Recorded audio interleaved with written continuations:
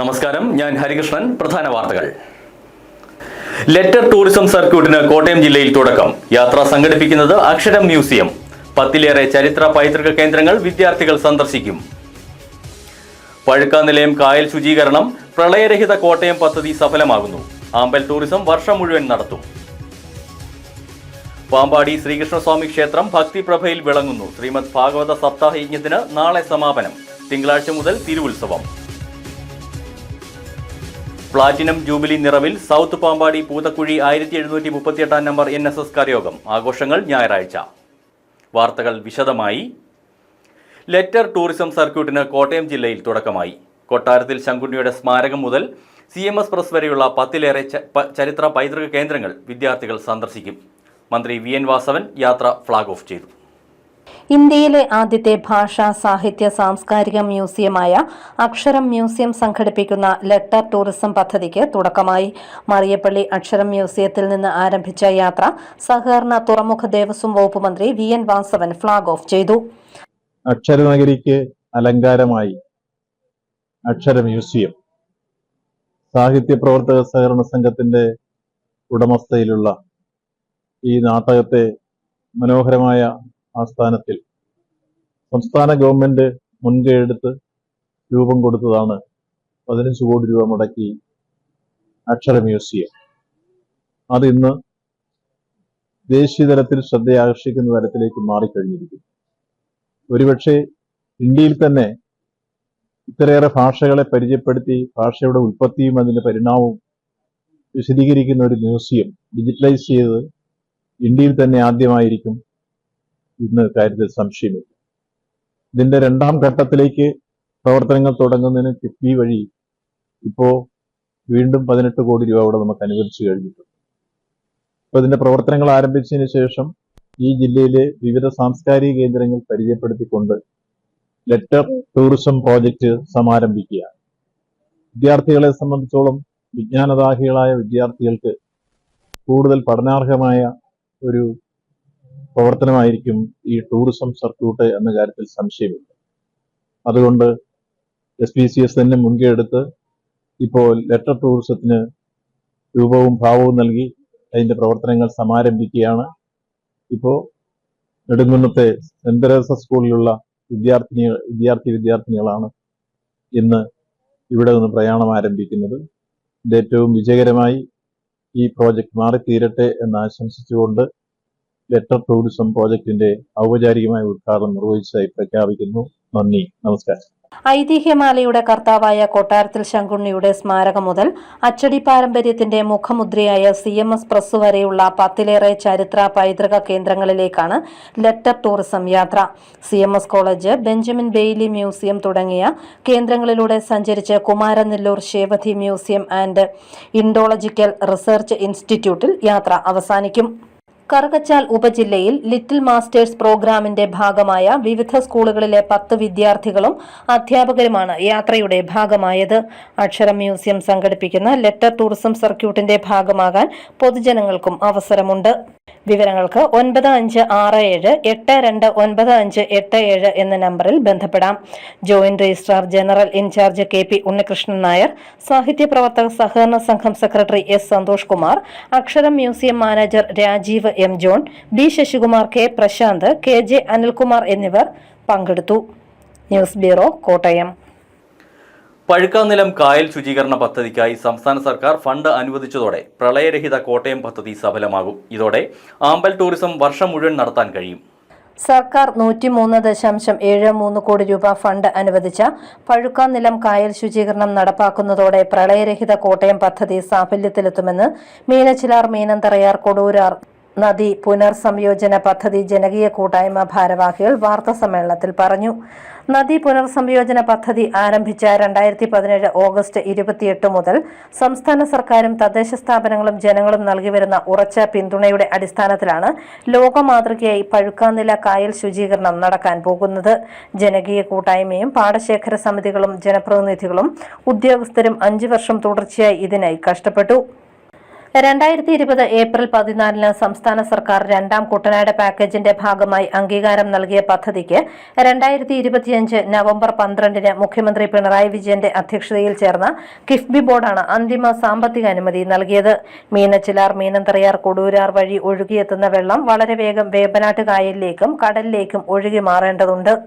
നദികളുടെ പതനസ്ഥാനമായ പഴുക്കാനില കായലിൽ 1.2 ചതുരശ്ര കിലോമീറ്റർ വിസ്തൃതിയിൽ രൂപപ്പെട്ടിട്ടുള്ള തുരുത്തിൽ നിന്നും 3.68 ലക്ഷം ക്യൂബിക് മീറ്റർ എക്കൽ കോരിയെടുത്ത് മാറ്റണം.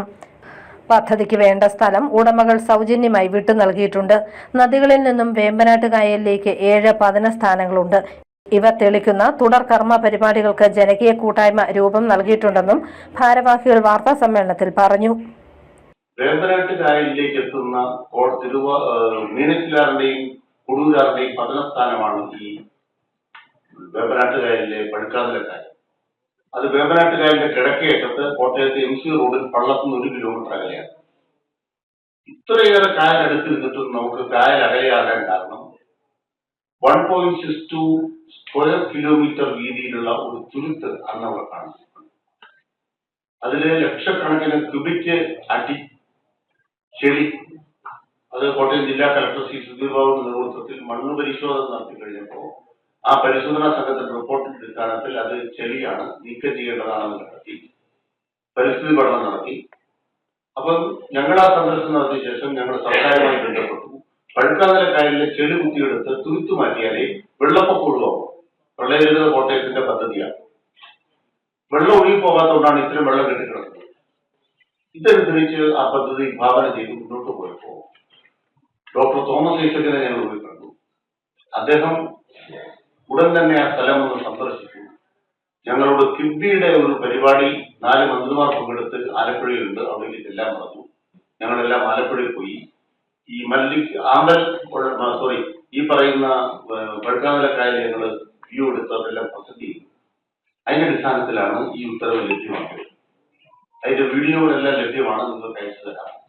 അന്നത്തെ വീഡിയോ ഞങ്ങൾ പ്രസന്റേഷൻ നടത്തി കഴിഞ്ഞപ്പോഴാണ് ഇത് വളരെ പ്രധാനപ്പെട്ട പരിപാടിയാണെന്ന് ബോധ്യപ്പെട്ട് കിക്ക് എന്ന് പറയുന്ന സ്പെഷ്യൽ പർപ്പസ് വെഹിക്കിളാണ് ഇത് ഏറ്റെടുക്കാൻ ഉത്തരവിട്ടത്. 107.88 കോടി രൂപയാണ് അന്ന് അനുവദിച്ചത്, പ്ലസ് GST.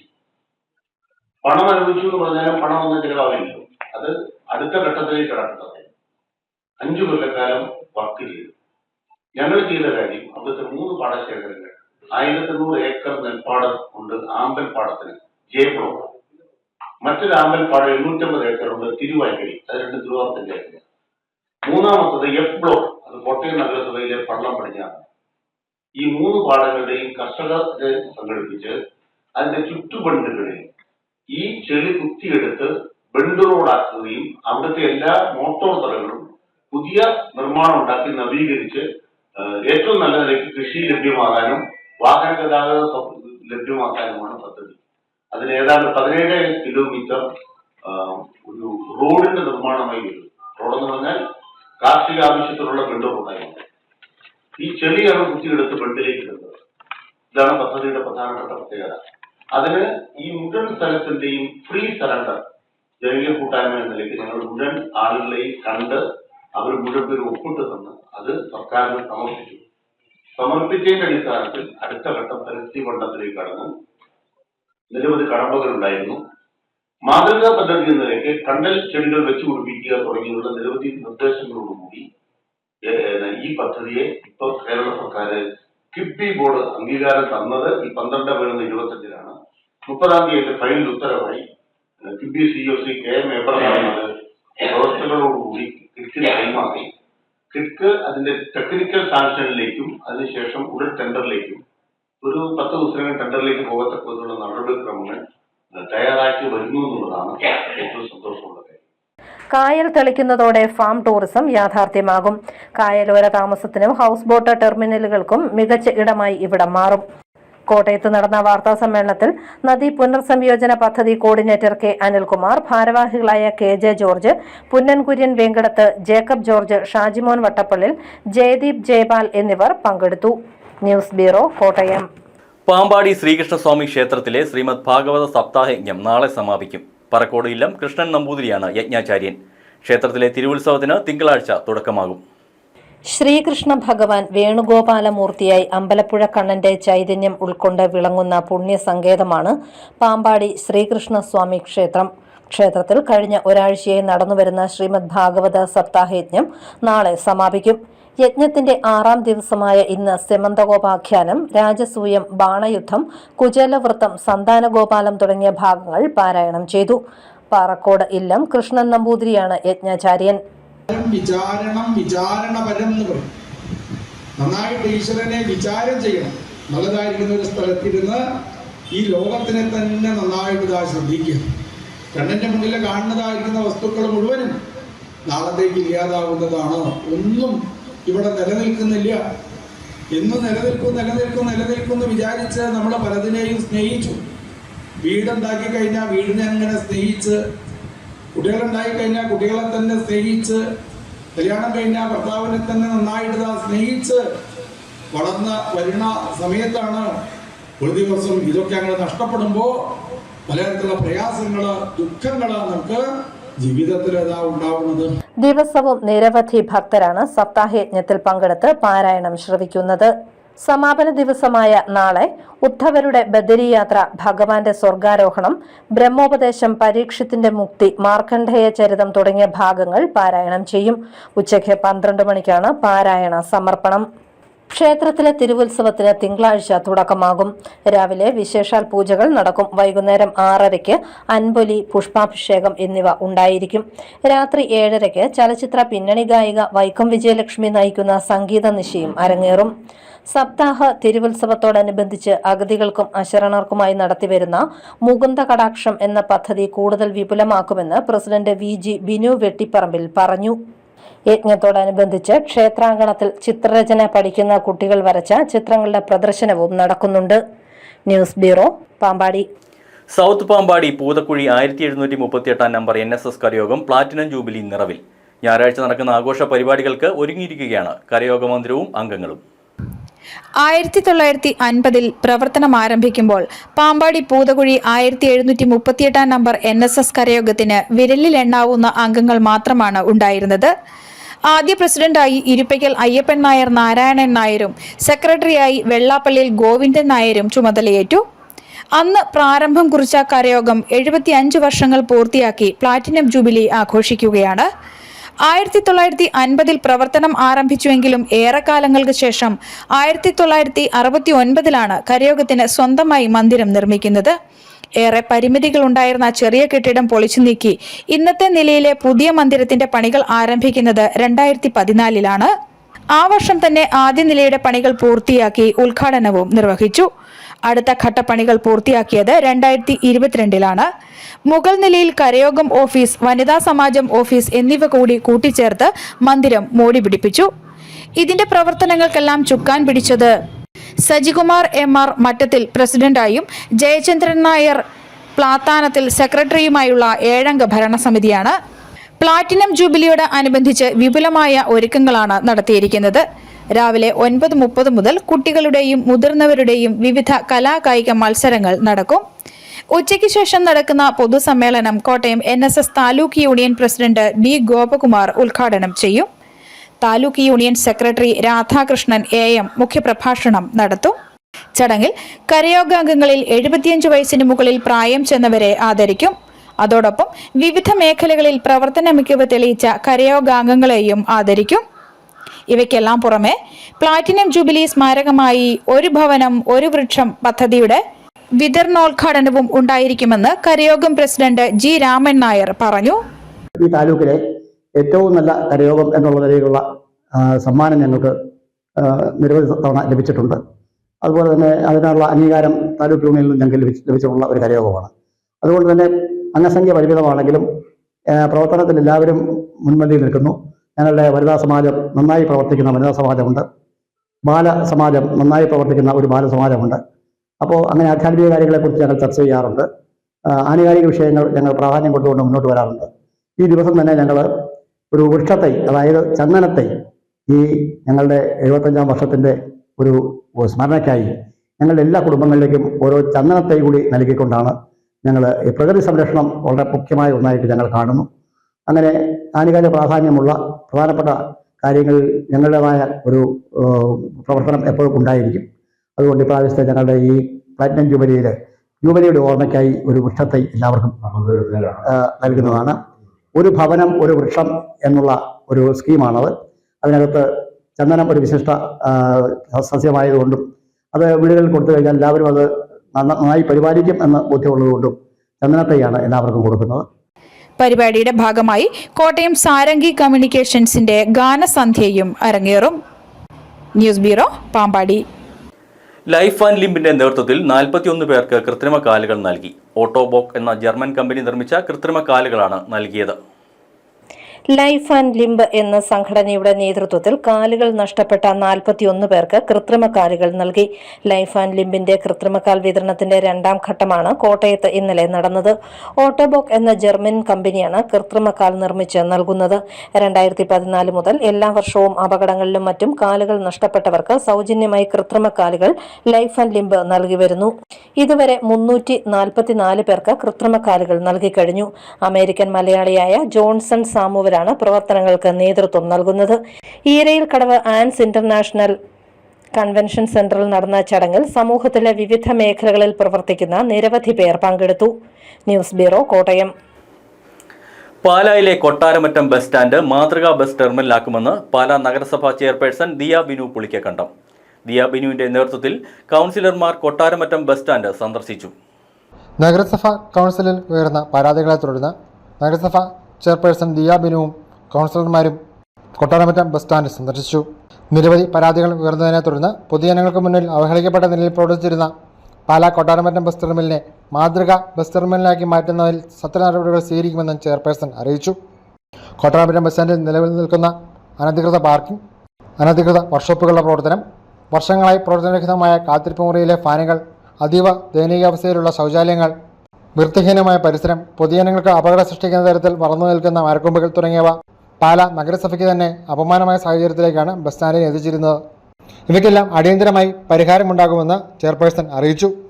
ബസ് സ്റ്റാൻഡിലെ അടിസ്ഥാന സൗകര്യങ്ങൾ വർദ്ധിപ്പിക്കുന്നതിന് അടിയന്തര സത്വരമായ നടപടികൾ കൈക്കൊള്ളാൻ ബന്ധപ്പെട്ട ഉദ്യോഗസ്ഥർക്ക് നിർദ്ദേശം നൽകിയതായും ചെയർപേഴ്സൺ പറഞ്ഞു. News bureau, Pala. സംസ്ഥാന കലോത്സവ വിജയികൾക്ക് നൽകുന്ന സ്വർണ്ണക്കപ്പിന് Pala Saint Mary's higher secondary സ്കൂളിൽ സ്വീകരണം നൽകി. മാണി സി കാപ്പൻ MLA സ്വീകരണ യോഗം ഉദ്ഘാടനം ചെയ്തു. Pala Saint Mary's girls higher secondary സ്കൂളിൽ 65ാമത് കേരള സ്കൂൾ കലോത്സവ വിജയികൾക്ക് സമ്മാനമായി നൽകുന്ന സ്വർണ്ണക്കപ്പ് എത്തി. വാദ്യമേളങ്ങളുടെയും ബാൻഡ് മേളങ്ങളുടെയും അകമ്പടിയോടെ NCC, scout, guides, Little Kites, Red Cross കേഡറ്റുകൾ അണിചേർന്ന് സ്വർണ്ണക്കപ്പിനെ സ്കൂൾ അങ്കണത്തിലേക്ക് ആനയിച്ചു. പാലാ മുനിസിപ്പൽ ചെയർപേഴ്സൺ ദിയ പുളിക്കക്കണ്ടം അധ്യക്ഷത വഹിച്ച യോഗം മാണി സി കാപ്പൻ MLA ഉദ്ഘാടനം ചെയ്തു. അർഹതപ്പെട്ട ഒരു സ്കൂളിലേക്കാണ് ഈ കപ്പ് എത്തിച്ചേർന്നത്. കലാരംഗത്തും കായിക രംഗത്തും വിദ്യാഭ്യാസ രംഗത്തും തനതായ വ്യക്തിമുദ്ര പതിപ്പിച്ച ഏതാണ്ട് 1500-ലേറെ കുട്ടികൾ പഠിക്കുന്ന ഈ സ്കൂളിലേക്ക് കപ്പ് കാണുമ്പോൾ തന്നെ ഉള്ളു നിറയുന്നുണ്ട്. ഇതൊക്കെ നിയോജകമായ വായുവില്ല. അതിലെ സന്തോഷം എനിക്കിപ്പോൾ തോന്നുന്നു. ഈ കപ്പിന് കോട്ടയം ജില്ലയിലേക്ക് കൊണ്ടുവരാൻ പറ്റും, വിജയികളായിട്ട് കൊണ്ടുവരാൻ പറ്റും എന്നതിനൊക്കെ ചില ആകാംക്ഷയുണ്ട്. തീർച്ചയായും അത് നമ്മുടെ വിദ്യാർത്ഥികളും അധ്യാപകരും ശ്രമിക്കും എന്ന വിശ്വാസത്തോടെ ഈ യോഗം ഉദ്ഘാടനത്തിന് ആവശ്യപ്പെട്ടു. നന്ദി, നമസ്കാരം. പൊതുവിദ്യാഭ്യാസ വകുപ്പിലെ പ്രധാന ഉദ്യോഗസ്ഥർ സമ്മേളനത്തിൽ സന്നിഹിതരായിരുന്നു.